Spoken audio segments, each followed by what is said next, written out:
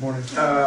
I was just watching some of the YouTube that was posted, or the seminars that was posted on YouTube. And I laugh. It shows you where my sense of humor lies. My opening remarks to you guys, I was more brutal than I think normal. Your parents are scumbags. I went on and on. I say that. I always say that during the seminar, but I don't say it in the opening remarks. But one of the differences from this seminar is one, not at this seminar, but the last two seminars, is I give the summation in 20, 30 minutes of the seminar in a few slides, so you understand where we're going, as opposed to how I used to do it for many, many years. And I decided that I wanted to start it from the very night that we started, it's rough. Where most things that you go to, the introductory dinner is, hi, how are you? My name's Jeff. Well, that's all bullshit. That's not the way life is. That's not the way life is. And in a lot of European countries, when you start a business meeting, they want a little foreplay. I see that you've got, they don't meet in offices anymore, now they meet in conference rooms. But I see you play tennis, you got pictures of tennis, oh, you got kids, and for most of those guys up there, time is money. So they're not interested in all that. They want to cut to the chase. And although I was good at it, but I had to be good at it when I was young, when I looked young, because I felt that I needed to bridge that gap between my youth, and even though I thought I had a lot of experience, and their experience, but I really wanted their money. I didn't give a fuck about their experience. I didn't give a fuck about anything else. It's like when I was young and single. I didn't give a fuck about what you said. I just wanted to go to bed. Well, the same thing vis-a-vis money. So, but as I've gotten older now, I've been old a long time now, but in the last 20 years, I don't want to hear all the bullshit. I just want to cut to the chase. Are you going to fuck me or aren't you going to fuck me? Are you going to give me the money or aren't you going to give me the money? And most of the guys that I deal with that are in financial institutions are your age, young. And that puts a lot of them off. They all look like Christopher here, Look, he looks like a fucking Mormon book salesman or something. And that's a good look. But I mean, and he's young, he's presumably bright. I don't know how, vis-a-vis after talking to him last night, I don't know how smart he is now. He looks smarter than he is. And that's what you all want to be. You want to look smarter than you are. You want to look more successful than you are. And speaking of success, how was Balmer last night on the Oxford talk? Did anybody hear anything new? I mean, I know a lot of you have already heard it before. Yeah. Phenomenal. He's amazing. His enthusiasm and how he leads, I absolutely love it. I love it. Yeah, I mean, he's an incredible guy, and he's got incredible leadership. I think he's going to do a great job owning the Clippers. He paid about $1 billion, 2 or 3 too much, but who gives a shit for him? And I can appreciate that, because I've overpaid for a lot of stuff in my life just because I wanted it. But he's got some excellent leadership skills. He talks about Microsoft being a two-trick fuck. He don't call him trick pony. What's he called?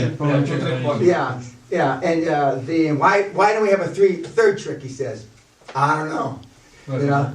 But most people don't have 2 tricks. And and he said that if I remember correctly, he also said Apple was a 2-trick. But now he wants to leave his.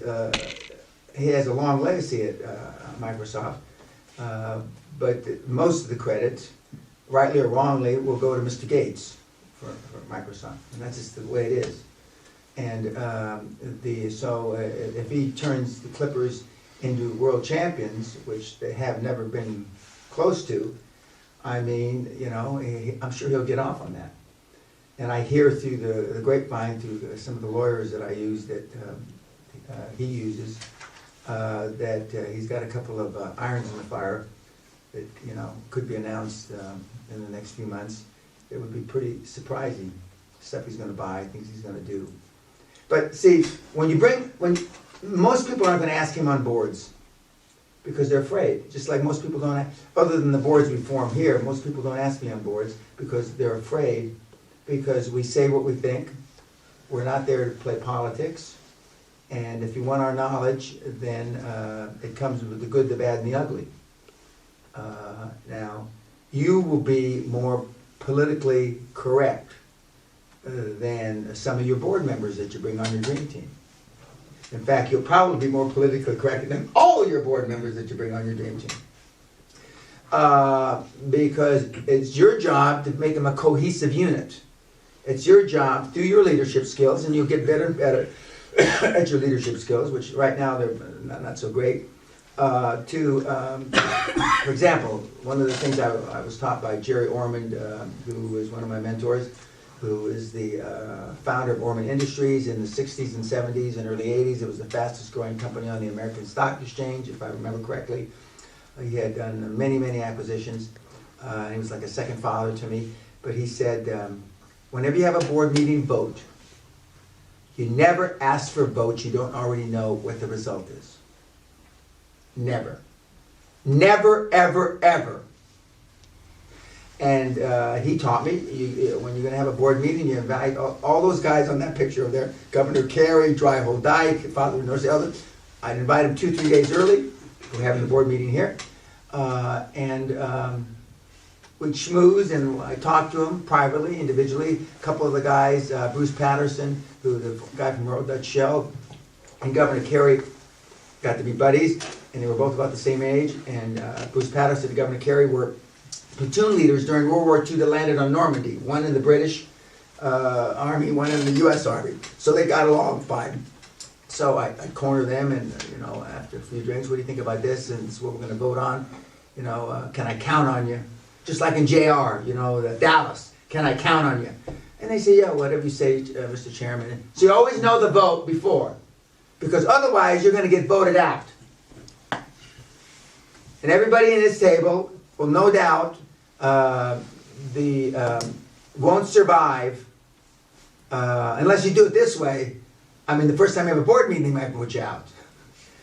And so, but I learned that from them, that you always know what the vote's going to be. And I postponed board meetings if very seldom, only once or twice that I can remember, where they were worried about some legal consequence. So I brought in a lawyer. I flew in a lawyer with a chopper, helicopter, in here from London to explain to everybody that what we were doing was in the gray area. Not illegal, but I mean vis-a-vis, we were going to issue a second class of shares or a debenture linked to the price of oil or something, and they had never done it before, and so we postponed the meeting and we postponed the vote until everybody, yeah, and a lot of the votes were done over cognac, champagne, and everybody, is happy. But you don't take votes in a board meeting unless you know what the result is. Otherwise, you're on a express railroad out the door, it could be. But Ballmer is, I'm sure, will do a great job with the Clippers. He is super energetic, but that's the first time I've ever heard him speak. And we're going to talk about using the F word and people that swear in business, and he's one of the examples I have. I've also got a YouTube example of John Fitzpatrick Kennedy, President of the United States, saying fuck and bad words that has been gotten through the archives, and it's on YouTube. So I forget who sent it to me. And people use, and we have about a 30-minute little deal about why I use graphic language. And I use sexual metaphors a lot. And why do I use sexual metaphors? Because people get them. What? Because people get them. Yeah. Well, I'm hoping everybody gets fucked here. Okay. After looking at you for a day and a half, I'm not so sure of that. And I'm absolutely positive that everybody on YouTube's not getting fucked. I'm positive of that. When I was young and I used to think to myself, I go into a meeting, I said, I wonder how many guys in here had 3 orgasms last night like I did. I used to look around the room, and they're all, probably none of them, okay? And but Ballmer is a very charismatic, energetic guy. And he's loud, he uses bad words. He throws computers and chairs at people, and we're going to show some examples and court statements, depositions. I told him I was going to Google. He went berserk. He threw a chair at me. He threw a chair in his own office, breaking a bunch of shit. Whatever you tell me, don't tell me you're fucking going to Google. Whatever you say. And the guy looks down in the deposition. I'll read it. You'll read it. And he says, yeah, I'm going to Google. And he goes berserk. He goes berserk because apparently Microsoft had lost a lot of good talent to Google in the beginning. And because they were the new guys on the street, just as Microsoft was 30 years before, 25 years before. But it's very, very interesting. And a lot of the guys that have been had that kind of success want to do it again. Now, I took the other avenue, and getting back to your original question, how come I didn't continue to do acquisitions and do deals? Because I didn't think it was so difficult, and I wanted to prove. I didn't know it was going to be this hard dragging you fuckers across the line. I underestimated because I'm an optimist. I underestimated so grossly how hard it is to put people on the Hall of Fame. I didn't know the Hall of Fame then, but it's a motherfucker. I mean, it's hard. Just the first 3 guys that I had private time with last night, you all got different stories, and most of them aren't nice. I don't mean nice because they're bad, but they're ugly, and because that's the way life is. And I've tried to teach my kids that are all grown. They're 32, 31, and almost 28, my daughter. But kids don't want to hear that.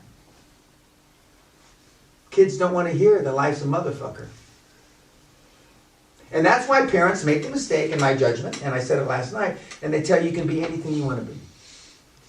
You're special. Yeah, there's only 7.2 billion of you. You're special. Okay? And I remember reading a book to one of my kids where it has little pictures of semen, 400 million semen, and it makes one baby. I wish I had never read that fucking thing to him. And when just now that you know me a little bit, can you imagine me reading that fucking book to him? Is that a fucking joke or what? And you're special because out of 400 million little fucking worms or whatever it made you. Allah, forgive me. Holy shit. And we were talking last night to, would you consider yourself a devout Muslim? I'm an aspiring devout Muslim. Aspiring, okay. So that means he's a devout Muslim. Okay. And we were talking about his wife not being here and other Muslims that have been here. And I told him, I said, it's a true story.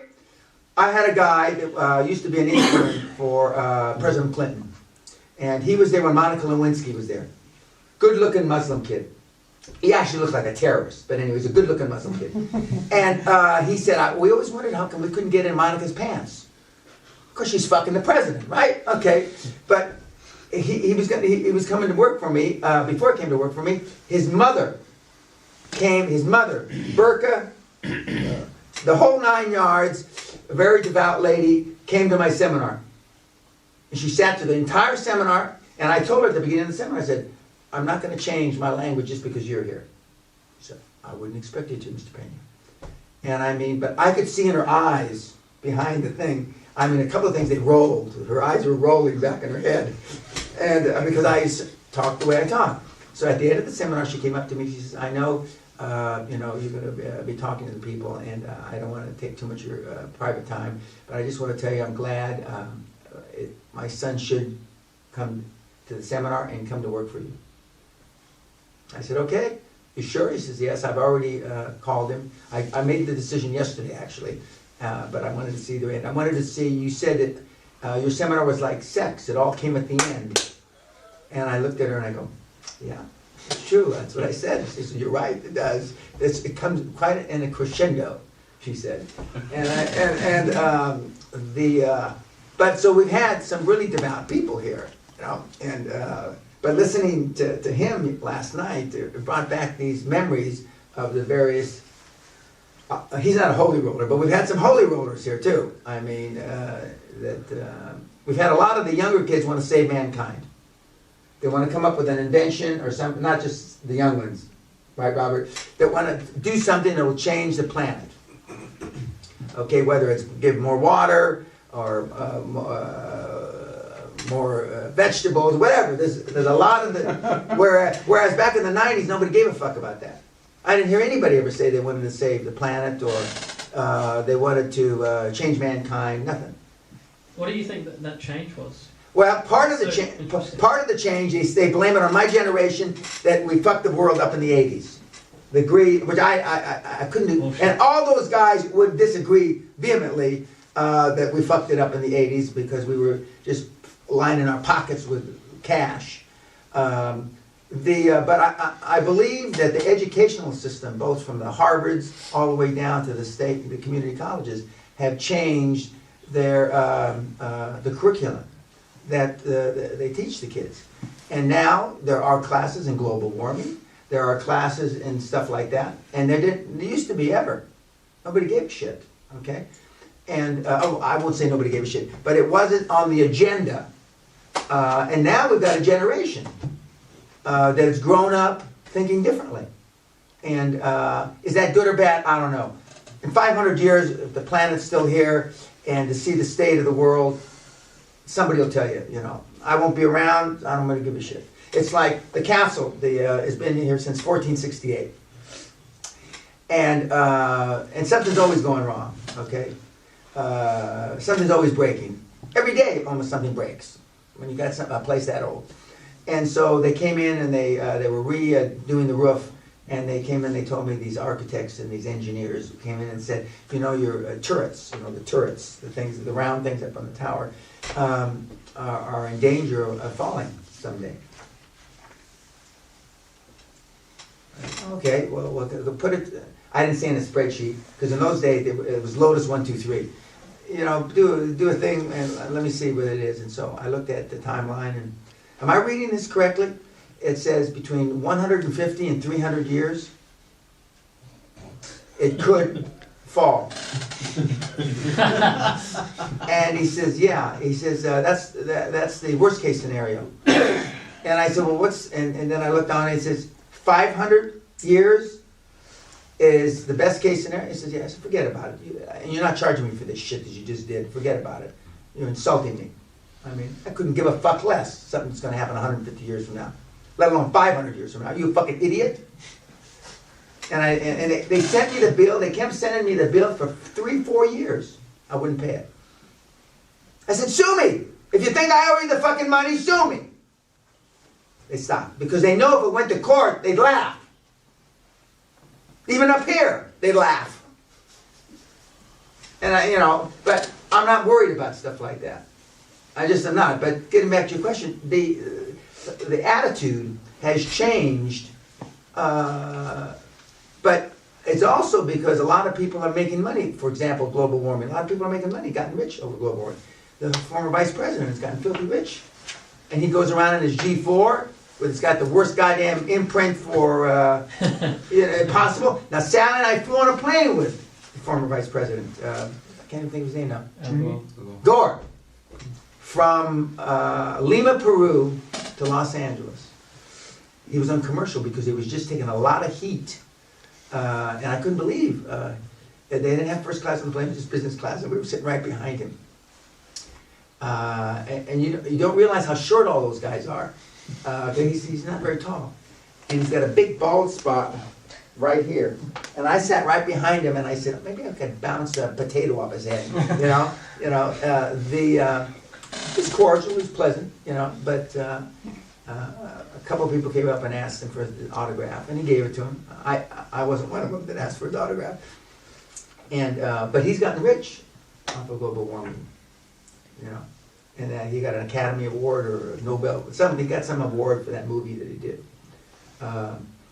But now a generation has grown up, and now the other thing that I've noticed in my lifetime, and there's a deal on CNN now called Cold War, and it goes back from right after World War II to the 50s and 60s. Of course, that's when I was a kid in the 50s and 60s. And I can remember doing the bomb shelters, you know, when you get under your desk because you're practicing in case the Russians dropped an atomic bomb. And even in my little poor neighborhood, they had these makeshift bomb shelters, you know. People would go and get steel from the railroad, one of these cars, and they bury it under the ground, and they think that that was going to keep them from the radiation, you know. But now nobody cares. And of course now there's more violence in the world than there was then. There's 4 or 5 places in the world that there's violence. I mean, and it's unfortunate. And none of, I won't say none, but most of the stuff that I'm teaching you here can't stop that violence. But what I tell people, when I tell the YouTubers, you want to save the world, go out and make a lot of fucking money. And then do good with it.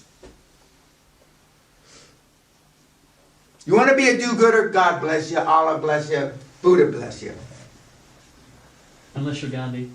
Yeah, that's right. But I mean, go out and make a bunch of money and then do good. And that's what Bill and Melinda Gates are doing. They're doing good with their money. And there's a lot of people like that. And Warren Buffett's doing it. And they're not the only ones. Andrew Carnegie did it way before them, 100 years before them. He made a lot of money and he went nuts trying to give it away. Fella. Yeah. So the point is that I'm not saying money's the only thing, because it's not. But it's the only thing anybody keeps track of. Since the pyramids, I want a bigger pyramid than the other guy, you know. And it won't solve all the ills of the world, but you can make attempts to solve some of the challenges and problems that exist that are important to you. Now, everything that's wrong with the planet today isn't important to everybody in this room. Everybody's got a different bent on it, you know. I certainly have a different bent on it. I'm very concerned about what affects me, my immediate family, and next are the kids that I mentor and that I have this mentor-mentee relationship with. And we do have, you know, Save the World kids that are interested in that. And a couple of them are up there on the Hall of Fame. But they went out and they got wealthy, and then they're using their money to do good. But getting back to Ballmer, he's an example of an alpha male, high energy, quasi-psycho. Not dissimilar to me. And when we start talking about the CEOs, and I concentrate on Fortune 500 companies because the information is easier to get on them. But they're not dissimilar. Not all of them are as energetic and bounce up and down like Ballmer does, but they all have that same characteristic. Passion. You can call him anything you want to call him, but you can't call him not being passionate. He's passionate. His public perception is very much, I don't know, a lot of people would think that he's not necessarily smart, but there's a lot you can learn from someone who's led one of the greatest companies in the world for who knows how long also. Yeah, and to Bill Gates' credit, Bill picked him. Yeah. You know, Bill is a very smart guy. He picked him. And he wasn't a developer, no technical, he was a... No, he believed he dropped out of Stanford before he got his MBA. I don't know if he finished. No. And I tell you that education is not the end all. It's okay, but it's not the end all. He did a good job. Any other comments or questions about the Ballmer thing? And then the second movie was This is Ballmer. Ballmer again, yeah. Well, the thing that I got from that the most was his relentless. He just kept coming back to how important the idea is, and the idea, and how that, when you translate that to what we're doing, you know, the idea is what attracts your dream team. It's the idea that attracts the money. It's the idea that attracts It's the passion that you sell the fucking idea. Because you kept saying the only thing you had is what? Passion. Can't even remember now. I mean, his whole deal was based on one fucking word, and now, what word's that? Passion. By the way, you asked me if I was still sick yesterday. I'm not sick today, but you can't tell any difference, can you? No. I've been sick the last couple of days. And if I were you on the YouTube, I'd be in bed with a thermometer and I'd be calling my mother. Fuck. Anyway. Passion. Passion. And and these guys that, you know, that have, and gals behind it have been successful, and all these people over here, they all have one thing in common, they're all passionate. They show it in different ways. Mrs. Thatcher, who I had the privilege of meeting, showed her passion in a different way. She didn't jump up and down like Balmer. Jack Welch showed his passion in a different way. Ray Kroc showed his passion in a different way. Trump shows his passion in a different way. You know, Hitler and Stalin showed their passion in a different way.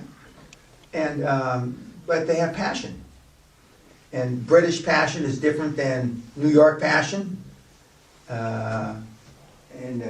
Most of the successful oligarchs, you know, the rich billionaires from Russia are all passionate. They're more like the Balmers, jumping up and down. Yeah. Anything else about the Balmer stuff? Okay, we'll see you YouTubers later.